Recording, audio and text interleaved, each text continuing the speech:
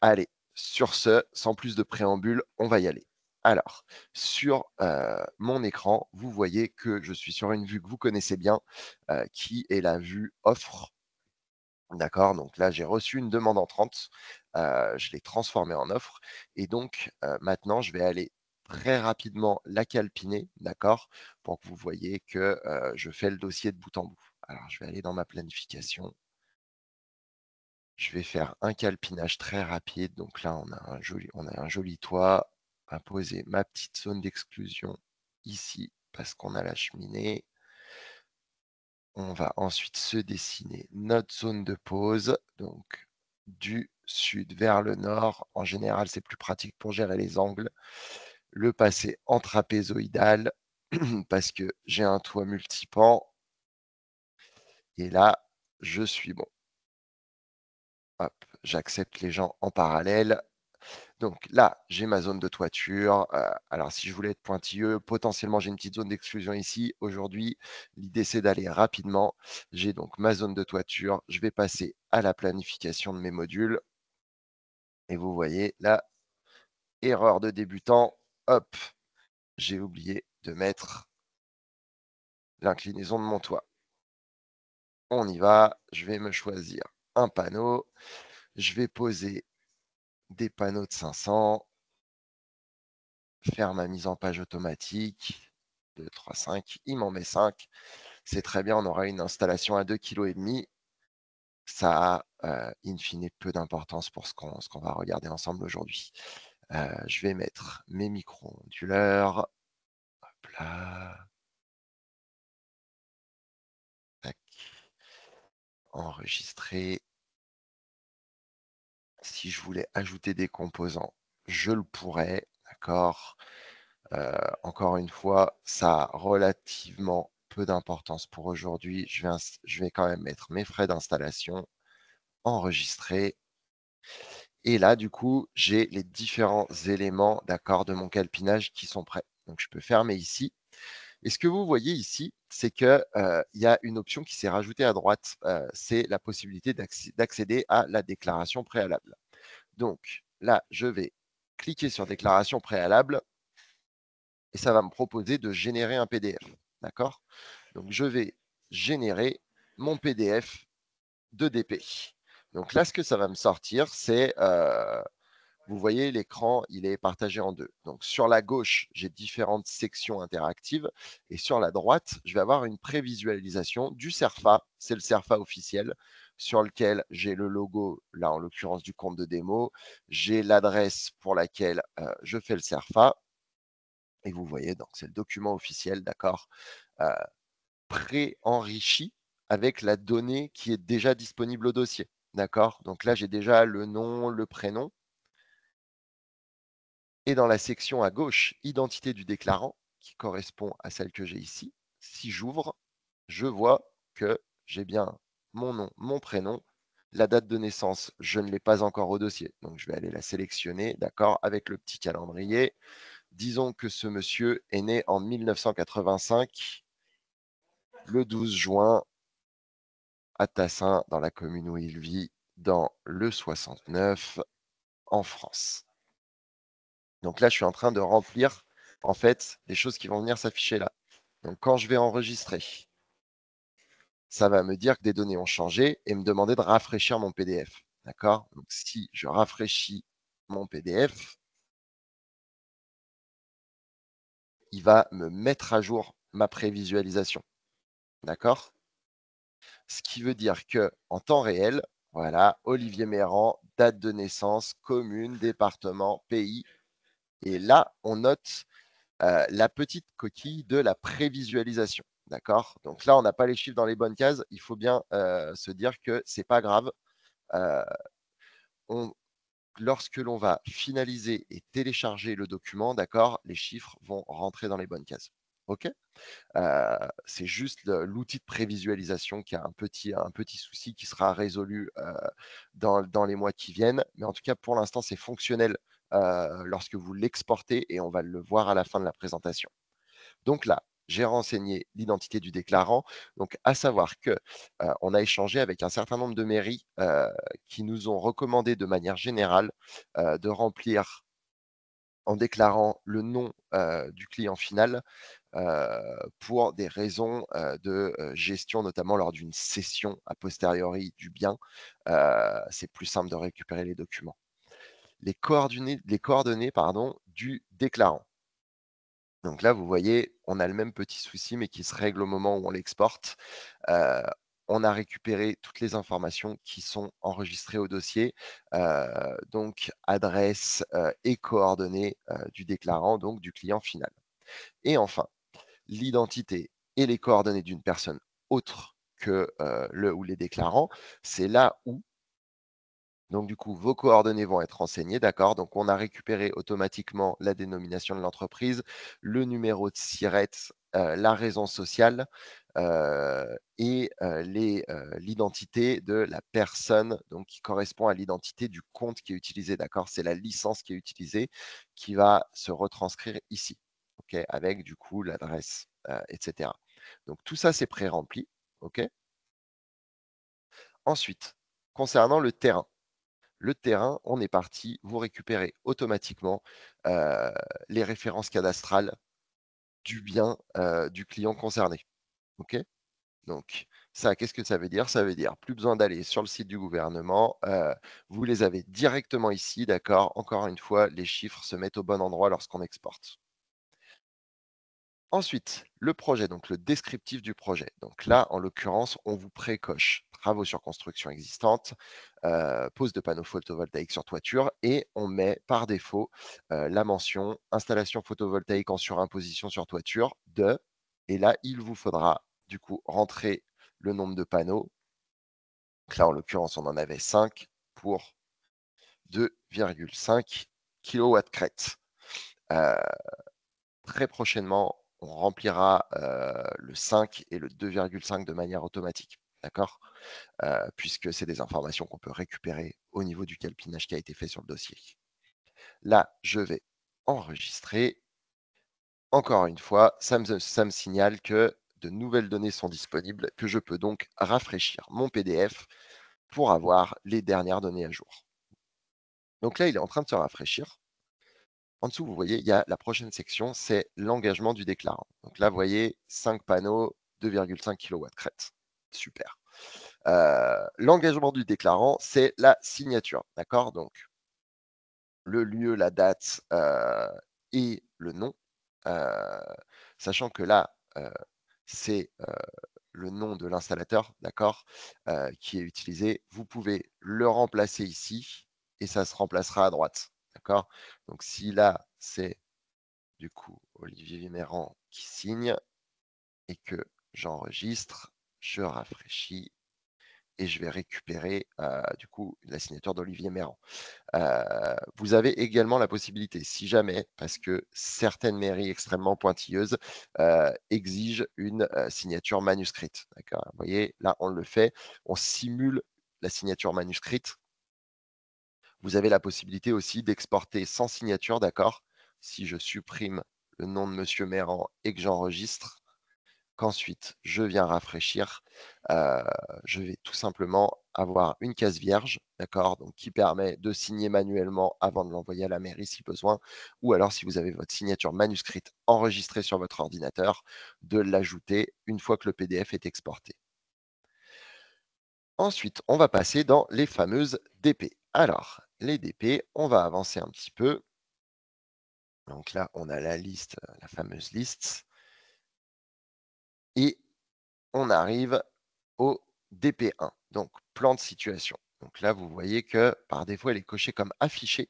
Pourquoi? Eh bien, parce qu'on vous la génère automatiquement. D'accord? Donc, vous voyez qu'il y a le demandeur, le projet, la parcelle cadastrale, l'adresse, et on vous a généré automatiquement le plan de situation. D'accord? Donc, avec le pointure rouge, en vue plan, en vue satellite, avec le nom des axes pour vous permettre d'avoir quelque chose qui soit parfaitement en conformité avec, en tout cas, toutes les mairies avec qui on a discuté. vous avez la possibilité, si vous le souhaitez, de joindre une description. Donc, joindre une description, par exemple, c'est dire vue plan et vue satellite. Vous l'enregistrez, ça rafraîchit les données encore une fois, vous avez compris le concept, on remplit à gauche, ça se met à jour à droite. Et là, du coup, quand le PDF va se régénérer, on va voir qu'on a une description au-dessus des images. Ça peut être très utile pour les étapes que je vous montre juste après. Vous voyez, vue plan et vue satellite qui est venu se mettre ici comme titre de description. Ce qu'on vous a également, pardon, ce qu'on vous a également généré automatiquement, c'est le plan cadastral, d'accord, qu'on est parti vous récupérer. Donc ça, de la même façon, plus besoin d'aller le chercher. Ok, il est là sur le dossier automatiquement, basé sur l'adresse qui a été rentrée au moment de la mise en place du dossier. Ensuite, on avance dans les DP. Donc DP2, un plan de masse. Donc le plan de masse, on ne le génère pas encore automatiquement. Il y a beaucoup de mairies qui le considèrent comme optionnel. D'accord. Pas toutes, malheureusement. Certaines sont pointilleuses. Vous avez donc la possibilité ici de venir joindre un fichier. Donc si je clique, ça m'ouvre mon ordinateur. D'accord. Donc je peux venir ajouter un plan de masse. OK. Joindre une description, par exemple, pour dire plan de masse détaillé. Je vais ensuite enregistrer, rafraîchir mon PDF. Et là, on va voir qu'on a le plan de masse qui s'est ajouté aux pièces jointes du dossier. Et ça fonctionnera de la même façon pour la DP3, la DP4, la DP5 et ainsi de suite. Donc, là, vous voyez, j'ai mon plan de situation et pour l'instant, je ne vois pas mon plan de masse. Pourquoi? Très simplement parce qu'il faudra penser à dire au système de l'afficher. D'accord? Et là, je vais rafraîchir, je vais avoir mon plan de masse qui s'affiche. Alors, petite erreur, parfois quand on va trop vite, ça peut me sortir cette fameuse petite bombe. Pas d'inquiétude, je rafraîchis et on va être bon. Donc là, il est en train de se régénérer. Vous voyez, ça me l'a ressorti. Je déroule jusqu'au bout. Et là, j'ai bien mon plan de masse qui est la pièce jointe que j'ai ajoutée, d'accord, qui est venu s'ajouter ici. OK? Ensuite, coupe d'implantation terrain. De la même façon, si vous en faites une, vous pouvez l'ajouter ici. Le plan des façades des toitures, DP4, DP5, de la même façon. DP6, le document graphique. Alors, ici, on vous propose les deux possibilités. Il y a une possibilité qui est de générer une before-after. Ça, qu'est-ce que ça veut dire? Ça veut dire avant-après. Donc, si je la génère, vous voyez que ça me prend les images du coup de la maison, du toit, en tout cas avant mes modifications et mon calpinage, et les images après. D'accord? Donc comme ça, on voit les PV apparents. Je vais l'enregistrer. Et ce que je pourrais faire aussi, d'accord, puisque pour certaines mairies c'est important, c'est venir ajouter une image, d'accord? Donc je vais venir ajouter une image de toiture. C'est pas la même maison, je vous l'accorde. Ceci étant dit, pour mon propos du jour, je vais pouvoir venir modifier la photo. D'accord? Donc, je vais pouvoir lui donner un titre. Par exemple, euh, vue du toit avec PV, joindre un texte si je le souhaite, et modifier mon image. Alors là, du coup, j'ai la possibilité de dessiner en ligne, en courbe, de mettre une zone de texte et de poser un rectangle. Aussi, si jamais je veux respecter les perspectives, je peux dessiner de manière dynamique. Souvent, ce qui est parfaitement suffisant pour les mairies avec lesquelles j'ai échangé, et il y en a un certain nombre, croyez-moi, c'est de poser un rectangle. Poser un rectangle, je clique dessus, ensuite je vais venir cliquer sur mon image. Et là, j'ai un rectangle qui apparaît. D'accord? Rectangle que je peux modifier en largeur, en hauteur et à proportion constante. D'accord? Donc là, disons que je veux le mettre comme ça. Hop, je peux changer la couleur si je le souhaite. D'accord? Donc, disons que je veuille le mettre en bleu. Hop là, pardon, je l'ai supprimé. Hop, je le remets. Hop là. et du coup, je peux le déplacer, d'accord, pour le poser où je veux et l'enregistrer. Quand je l'enregistre, ça, c'est pas grave, d'accord, ça veut juste dire que j'ai enregistré mon image. Là, elle est bel et bien enregistrée, j'ai mon rectangle noir. Je vais du coup l'enregistrer ici. Vous voyez que le titre s'est mis à jour à gauche. Je peux fermer, rafraîchir mon dossier et je vais avoir du coup ces 3 éléments qui vont s'être ajoutés à la fin lorsque j'aurai coché afficher cette pièce jointe. Juste attendre que ça se génère, enregistrer, rafraîchir. Vous voyez, important parce que, alors l'idée, c'est de vous permettre, si vous voulez, de choisir ce que vous affichez ou pas au niveau du dossier, notamment si vous avez différents intervenants sur un dossier, d'accord? Puisque si jamais, vous avez, la partie administrative de la boîte qui prépare le dossier, puis qui le transmet en direction technique, par exemple, pour validation, vous pouvez choisir ce que vous affichez. Donc là, vous voyez, j'ai ma DP6, ma représentation de l'aspect extérieur avec mon carré noir qui apparaît. Plan de situation sans aucune modification, plan de situation avec les panneaux solaires installés, à savoir, et je vais l'exporter dans quelques minutes, donc vous le verrez vous-même, mais les images seront de bien meilleure qualité lorsque je vais les exporter. D'accord? DP7, DP8, donc qui fonctionnent de la même façon. Je peux ajouter des éléments. Et DP11, donc DP11, la fameuse, je vais lui dire que je souhaite l'afficher. Je vais ensuite mettre une description.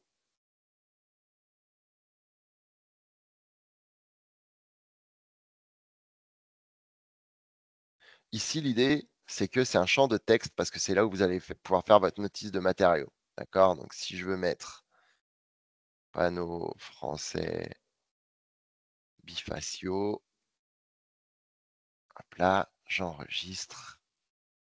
Je vais, comme d'habitude, aller rafraîchir ma prévisualisation et je vais avoir une page de texte du coup qui s'est rajoutée avec ce que j'ai mis ici. Ce qui est intéressant, c'est que du coup, si jamais vous avez un modèle, vous, sur le côté, que vous utilisez, vous pouvez copier, coller ici et juste changer ce qui a à changer. D'accord? Donc là, vous voyez que ça s'est mis là. OK? Donc, encore une fois, je copie, je colle ici, je sauvegarde, ça marche. D'accord? Et enfin, quand j'arrive à la fin de ma procédure, je vais finaliser et télécharger mon PDF. Je vais cliquer là, d'accord? Ça va mouliner quelques secondes et je vais récupérer mon PDF et on va aller le regarder ensemble pour que vous voyez que c'est pas une banane que je vous ai raconté, il y a bel et bien les chiffres dans les bonnes cases. Alors, DP Méran Olivier, je vais la sauvegarder, d'accord? Elle vient se mettre là, c'est bien DP Méran Olivier que je viens de faire. Je vais l'ouvrir et là, je déroule mon CERFA et j'ai bien mes chiffres dans les bonnes cases. Le 12-06-1985 à Tassin, j'ai son nom, son prénom, les informations ici de SIRET, de code postal, etc. se sont mises conformément à ce que j'ai saisi au dossier. L'installation photovoltaïque en surimposition sur toiture, 5 panneaux, 2,5 kW crête. Vous voyez ici que la signature est vierge parce que tout à l'heure, comme vous l'avez vu, je l'ai supprimée. Donc du coup, si jamais, j'avais conservé, la signature, elle serait ici. Et enfin, je vais dérouler mon dossier, mes DP et là, je vais récupérer toutes mes pièces jointes, d'accord? Mon plan de situation avec mon titre que j'ai ajouté et que j'ai enregistré. J'ai le nom de mes axes, je vois parfaitement où se situe la maison, mon plan cadastral. Ensuite, mon plan de masse ici. Alors ça, c'est lié à l'image que moi j'utilise, d'accord? Si les images sont trop grandes, ça peut déborder sur une page. Heu, Ceci étant dit, il est là, mon plan de masse, ma représentation. Vous voyez, là, il n'y a qu'une page parce que l'image n'est pas trop grande. Représentation vue du toit avec PV, j'ai mon carré que je suis venu poser ici. Et enfin, j'ai ma vue avant, après, d'accord, avec mes panneaux apparents et la dernière pièce, la DP11, avec le texte que j'ai saisi. Je viens du coup de vous montrer comment générer une DP à partir de Réonic. La fonctionnalité, elle est disponible dès aujourd'hui, OK,